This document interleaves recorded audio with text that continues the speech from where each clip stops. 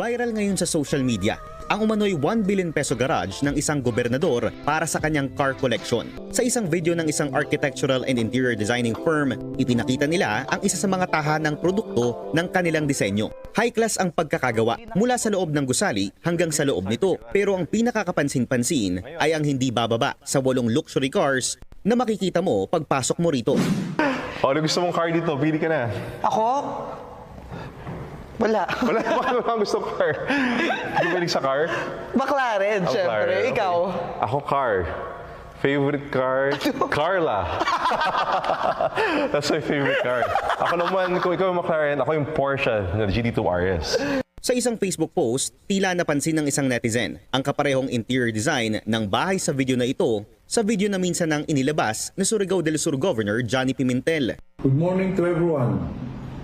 To DOH Regional Director Dr. Cesar Casion and the entirety of the DOH Caraga family, as well as the DSWD Caraga family. Allow me to congratulate you in today's launch of the Philippine Multi-Sectoral Nutrition Project.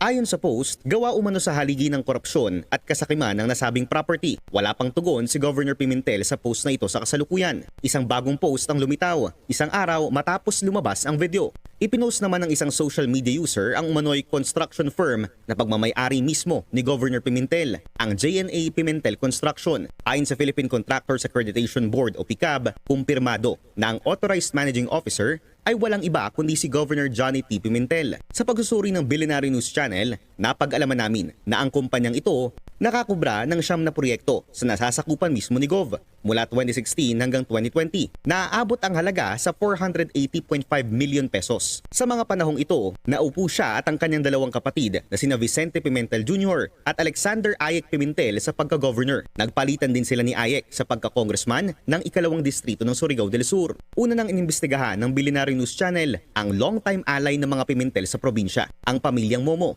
na may sarili ring construction company na nakakubra ng 1.1 billion pesos na kontrata sa DPWH Caraga Region mula 2017 hanggang 2024. Kasalukuyang Surigao del Sur 1st District Representative si Romeo Momo at tumatayong chairperson ng House Committee on Public Works at co-chairperson ng Infra Committee na nag-iimbestiga sa flood control anomalies. Dati rin siyang DPWH Undersecretary at naging representative ng Construction Workers Solidarity o CWS Party List. Ang grupong nire-representa ngayon ng bilyonaryong si Edwin Gardiola. Bukas ang Billionaire News Channel para sa panig ni Gardiola, pamilyang Momo at mga Pimentel. Para sa agenda, Joash Malimban, Billionaire News Channel.